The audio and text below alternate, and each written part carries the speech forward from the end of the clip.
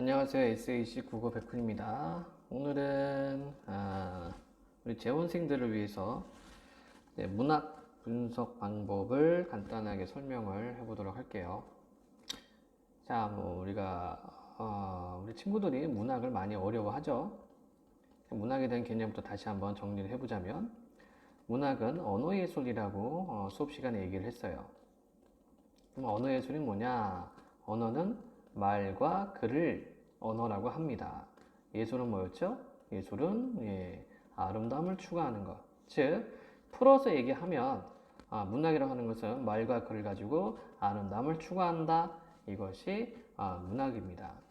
자, 그러면 말로 하는 문학은 뭐가 있다고 얘기를 했습니까?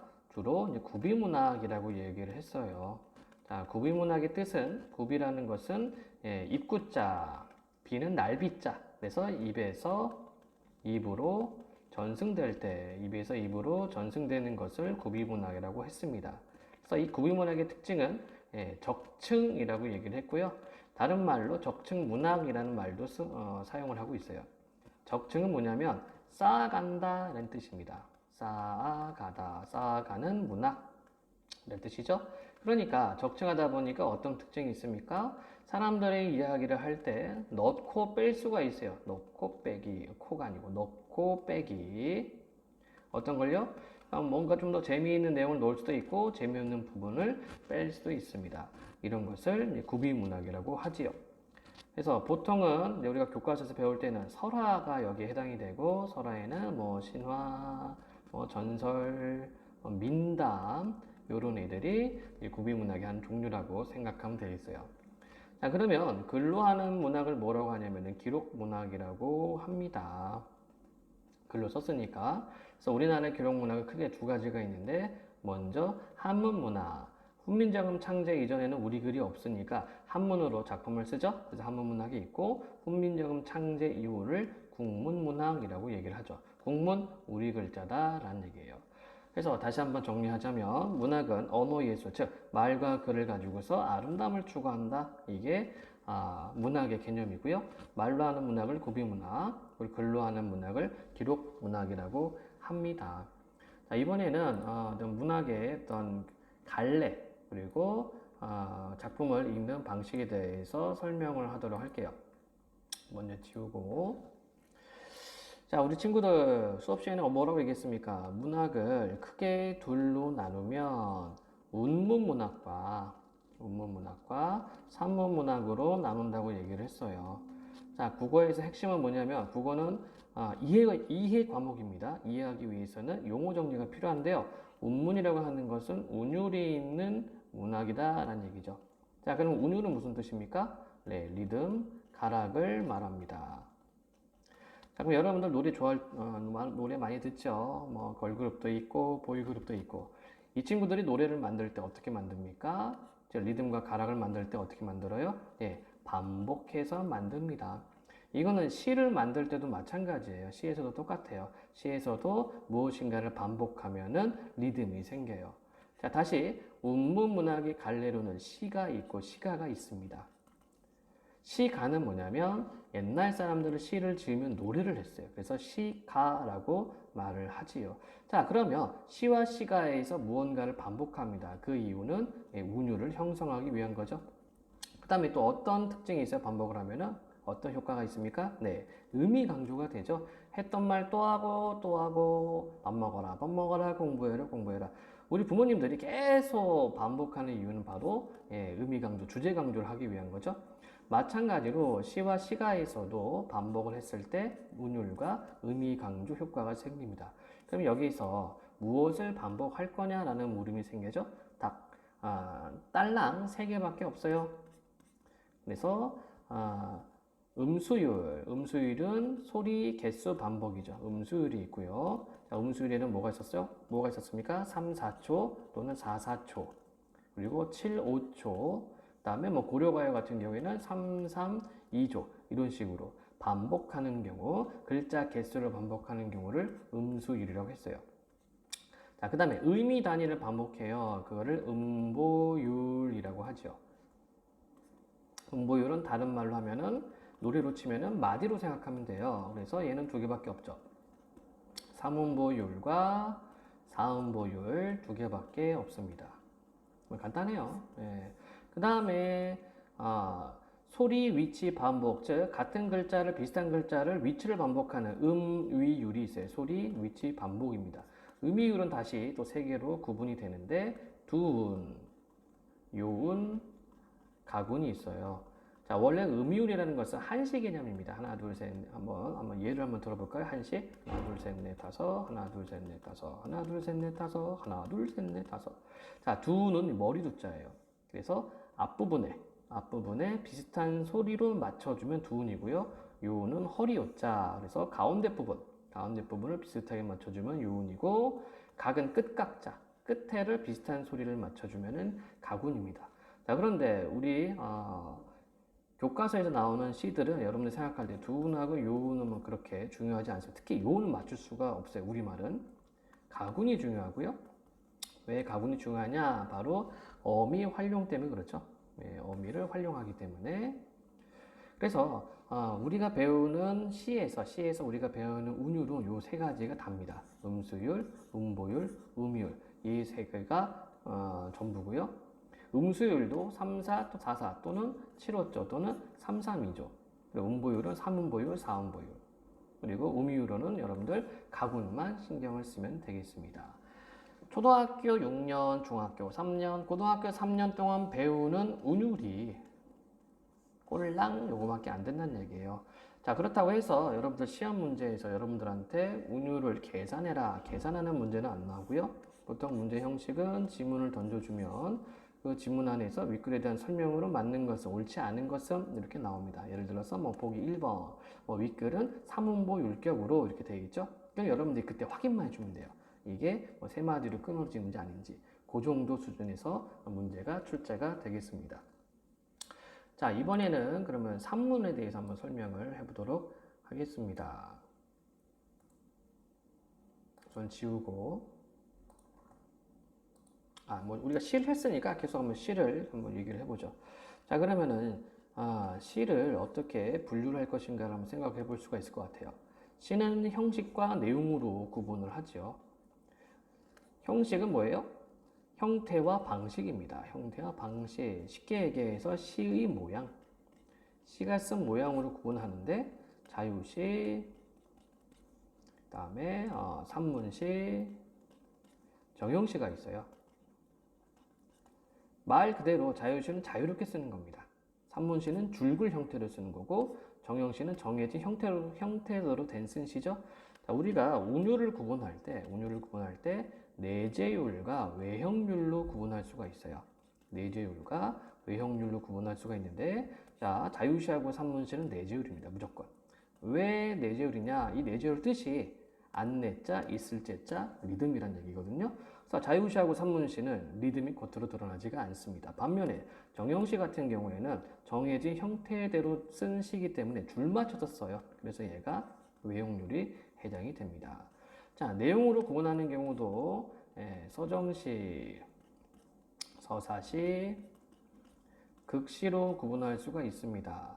서정시의 뜻은 뭐냐면은 화자의 정서를 표현한 시가 서정시예요. 한마디로 얘기해서 화자의 기분을 노래한 시가 서정시입니다.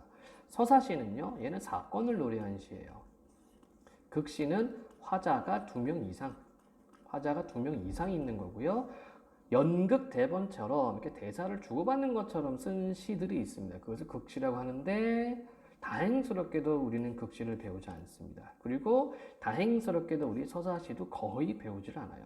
여러분들이 배우는 시, 초등학교, 중학교, 고등학교 나온 시 99%가 서정시입니다. 이게 왜 그러냐면 서사시가 내용이 길어요. 내용이 길기 때문에 이거를 교과서에 실을 수가 없어요.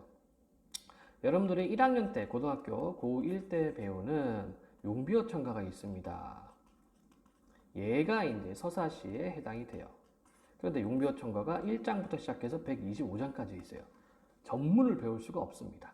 그래서 부분적으로만 배울 뿐이지 전체를 배울 수가 없어요.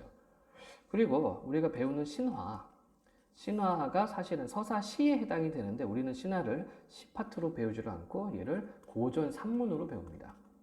고전 산문으로 배우기 때문에 우리가 교과서에서는 서사시를 거의 배우지 않는다고 보면 됩니다. 단 시를 쓸 때, 시를 공부할 때, 특히 산문시인 경우 산문시를 공부할 때 서사적이라는 어떤 특징은 공부를 해요. 그러니까 이야기적인 요소를 가지고 있을 때 서사적인 내용이, 서사적인 특징이 있다. 이렇게 파악을 합니다.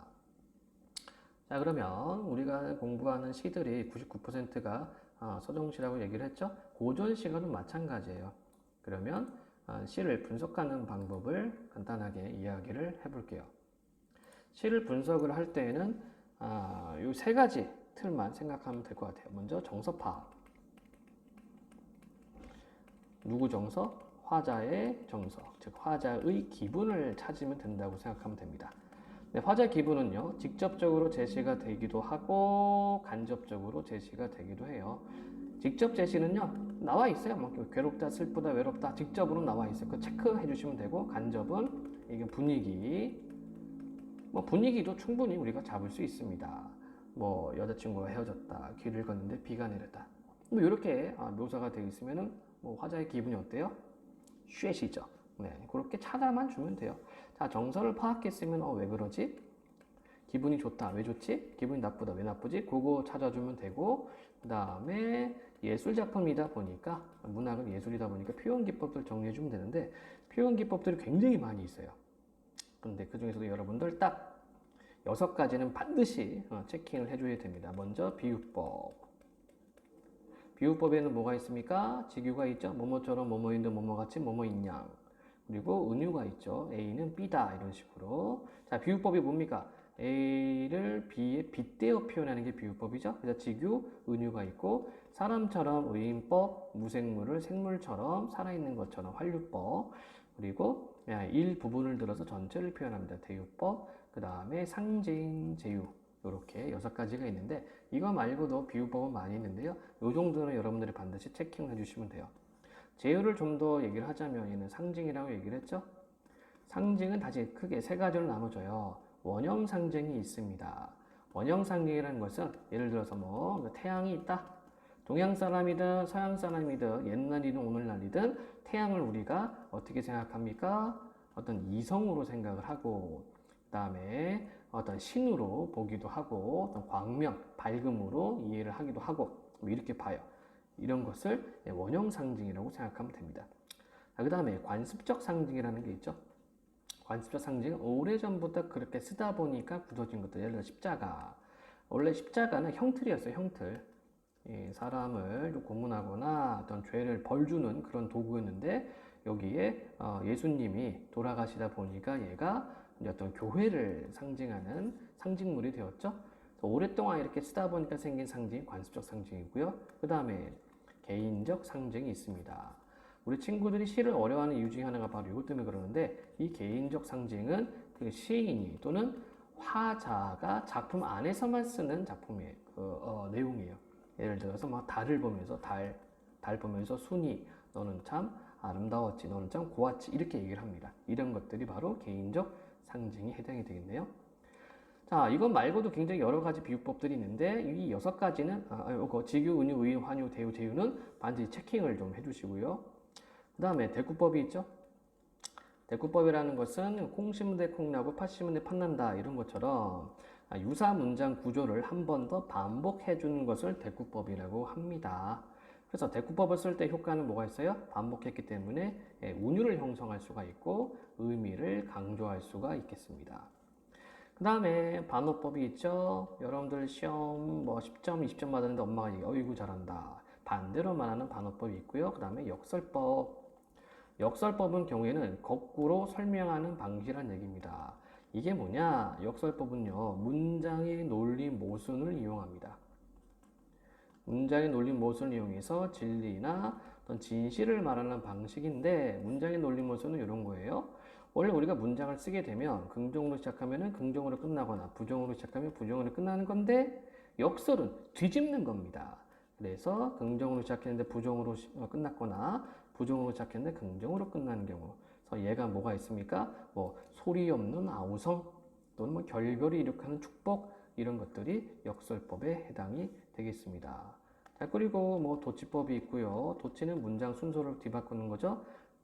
나는 너를 사랑해. 이런 것을 사랑해 너를 이렇게 표현하면 도치가 되겠고, 그다음에 서리법. 아, 이거 많이 쓰죠. 우리 친구들 이 서리법 어떻게 쓰고 있어요? 친구들과 얘기할 때. 의문형으로 설명하는 방식입니다. 그래서 쟤 재수없지 않니? 이런 거 다 서리법이에요. 나는 재수없다라고 생각하고 있기 때문에 생각하고 있는데 그것을 의문형으로 전달합니다. 이런 것들이 서리법이 되겠죠. 그래서 여러분들이 공부를 할 때, 시를 분석을 할 때는 반드시 정서 파악, 왜, 표현 기법 이 세 가지 틀 꼭 기억을 해주시고요. 표현 기법 같은 경우에는 이것 말고도 굉장히 많이 있습니다. 비유, 대꾸, 반화, 역설, 도치, 서리 말고도 많이 있는데 이 6가지 정도는 반드시 체킹을 해주고 여러분들이 읽어 나가면서 꼭 파악을 해주셔야 될 것 같아요. 자, 그러면서 또 하나 여러분들이 생각을 해줄 게 있는데 그게 뭐냐면 바로 심상입니다. 시인들이 시를 막 쓰는 것이 아니라 어떤 이 심상, 시의 심상, 즉 시상이라고 하죠. 시상 전개 방식이 있어요. 자, 시상이라고 하는 것은 시의 심상이라는 얘기고 심상은 말 그대로 마음의 코끼리란 얘기입니다. 여러분들 코끼리, 장님 코끼리 만진다라는 얘기 알고 있죠? 뭐 장님을 뭐 비하하는 얘기는 아니지만 장님 코끼리 만진다에서 나오는 중국 고사에서 나오는 그 이야기가 바로 심상입니다. 그러니까 옛날 왕이 코끼리 한 마리를 갖다가 두고 코끼리를 그리자. 코끼리예요. 예. 코끼리를 두고 뿌잉. 예. 코끼리가 있고요. 장님 4명한테 명을 내린다. 자, 이걸 만지고 무엇인지 얘기하라. 그러니까 한 명은 뭐라고 얘기합니까? 다리를 만지고 기둥 같아요. 배를 만지고 이건 벽 같습니다. 그다음에 꼬리를 만지고 밧줄 같아요. 그다음에 코를 만지고 이건 뱀이군요. 이렇게 말해요. 자, 그러면 각각 똑같은 대상인데도 불구하고 4명의 장님들이 말하는 바 각각 다릅니다. 이것은 뭘 의미해요? 즉 감각한 것이 서로 다르다는 얘기죠. 그래서 거기서 나온 말이 심상이 됩니다. 즉, 이 말은 시에서 쓰는 심상이라는 말은 곧 이미지, 감각이라는 뜻이 되겠네요. 그래서 정리하자면 이 심상이라는 말과 이미지라는 말과 감각이라는 말은 같은 말입니다. 그래서 여러분들 알고 있는 것처럼 시각, 청각, 후각, 미각, 촉각, 그리고 공감각 얘네들이 심상이면서 이미지면서 감각이에요. 그러니까 여러분들은 시 읽어나가면서 얘네들을 어떻게 해야 돼? 반드시 체킹을 해줘야 되겠죠. 자, 시에서 이렇게 심상, 이미지, 감각을 쓰는 이유는요. 보다 구체적인 이미지를 독자한테 전달하기 위해서 이런 이미지들을 사용합니다. 그래서 여러분들은 이제 시를 읽어나갈 때 요것들을 반드시 체킹을 해줘야 될 것 같아요. 자, 한번 정리를 해볼까요? 시를 볼 때 어떻게 하라고요? 3가지 틀이 있었죠? 뭐였습니까? 바로 정서를 파악을 해주시고요. 정서가 파악됐으면 왜 그러지? 왜 기쁘지? 왜 슬프지? 이걸 찾아주시고요. 그 다음에 표현 기법 잡아주시면 되겠습니다. 그리고 심상 읽어가면서 심상을 정리하시면 되겠죠. 자, 그러면 예문을 한번 보도록 하겠습니다.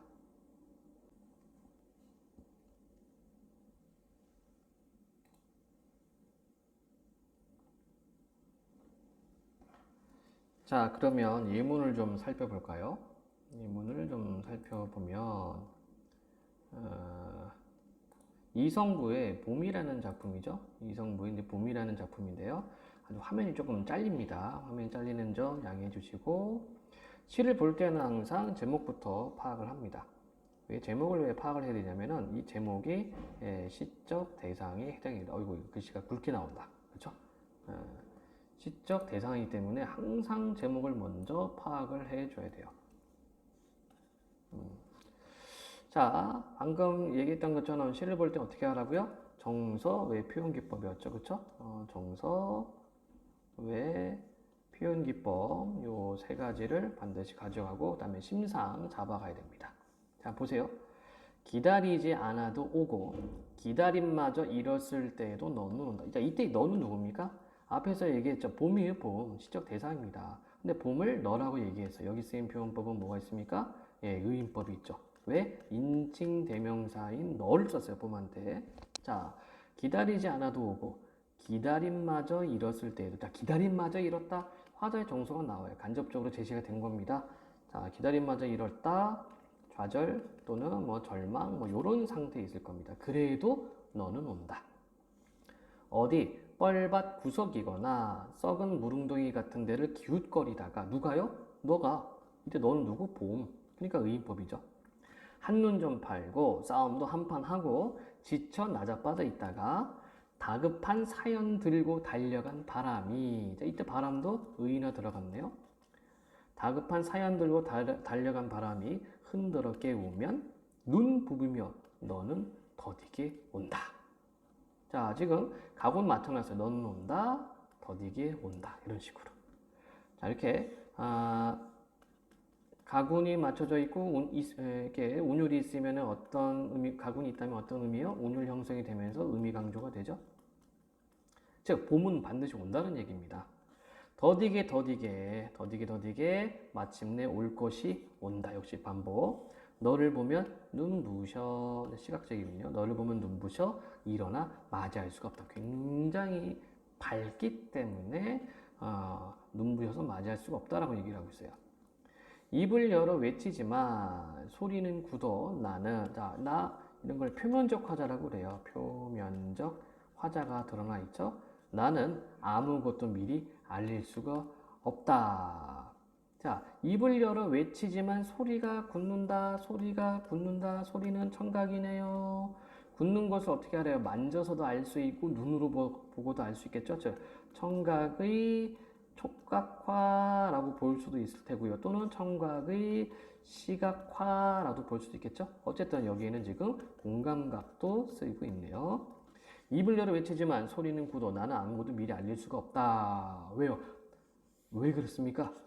너무 감동? 예, 뭐 그런 것 같아요. 왜냐 여기 너무 눈부셔. 일어나 맞이할 수가 없다. 이렇게 표현했기 때문에 가까스로 두 팔을 벌려 껴안아 보는 너 먼 데서 이기고 돌아온 사람아. 이때 사람이 누구요? 봄이죠, 봄. 자, 그러면은 시적 화자가 지금 뭘 염원하고 있습니까? 이 봄이 오기를 기다리고 있습니다. 자, 그렇다면은 시적 화자가 지금 인식하고 있는 현실은 어때요? 봄을 기다린다고 하니까 제 현실은 당연히 부정적일 수밖에 없는 거죠. 그렇죠? 부정적으로 인식하고 있고 부정적 현실에서 벗어나고 싶어서 봄을 기다리고 있습니다. 물론 위에서 얘기한 것처럼 기다림마저 이뤘을 때에도 이럴 때도 있어요. 그래서 화자의 정서는 기다림이 되겠죠. 그리고 그 대상은 봄입니다. 그러니까 우리가 작품을 분석할 때는 여기까지만 보는 거예요. 여기까지만 봐야 되고요. 왜 여기까지만 봐야 되냐면 작품을 여러분들이 미리 알고 있는 어떤 그 내용이나 또는 미리 알고 있는 걸 갖다가 뒤집어 씌워버리면은 문제가 요구하는 것과 어긋날 수가 있어요. 작품 분석할 때는 반드시 작품만 가지고 분석을 하고 그 다음에 다른 주어진 자료를 통해서도 볼 수 있어야 되겠습니다. 그래서 다시 한번 말하자면요. 시를 분석할 때에는 여러분들 이 정의표, 정서 외 표현기법 반드시 기억을 해두시고 이런 방식으로 여러분들이 많은 작품들을 꼭 연습을 해줘야 돼요. 그래서 문학을 볼 때, 특히 시를 볼 때 이 세 가지 틀에다가 심상까지 이 세 가지 틀을 꼭 염두에 두고 이 방식대로 본다면 웬만한 시들은 다 뚫리게 되어 있습니다. 자, 이렇게 해서요. 우선은 뭐 시 분석하는 것만 좀 연습을 해봤습니다. 시간 관계상 이제 소설하고 뭐 다른 장르 같은 경우에는요. 다음에 다시 이야기를 하도록 할게요. 네, 지금까지 들어주셔서 땡큐.